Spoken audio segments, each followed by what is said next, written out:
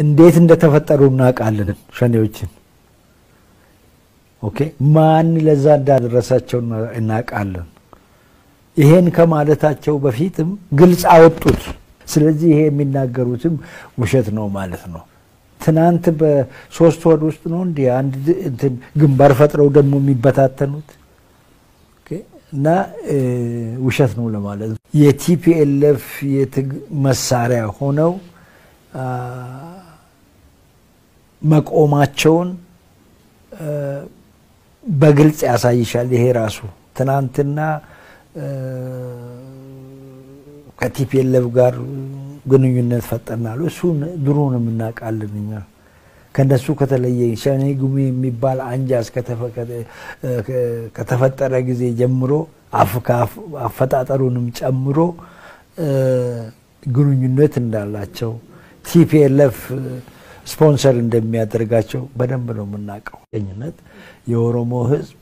አንደኛ የባንዳነት ታሪክ የለው ለሌሎች አጋር በመሆን ለሌሎች ቆሞ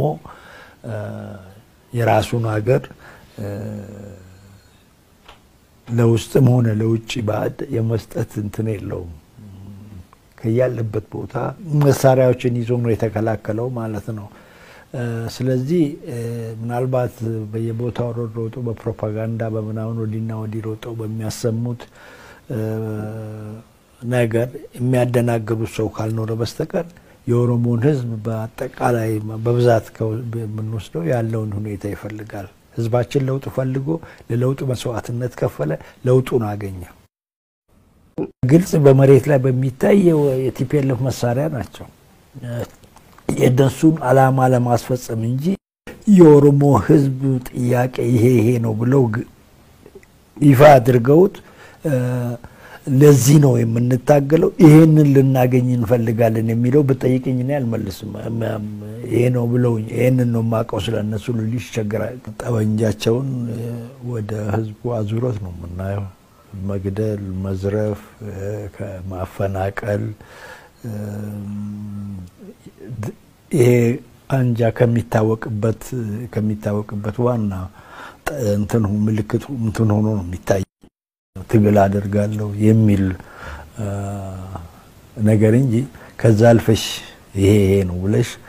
በአላማው አኳያ በአላማውን ለማስፈጸም የሚከተለውን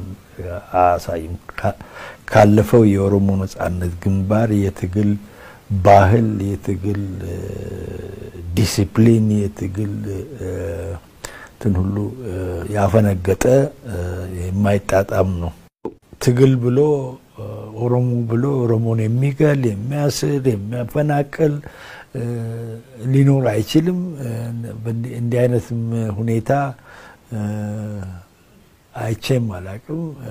ምክንያቱም ብዙ አመት ነው እዚህ ውስጥ የኖር ነው በዚህ ጉዞ ውስጥ እንግዲህ ብዙ መስዋዕትነትም ጓዶቻችን ከፍለዋል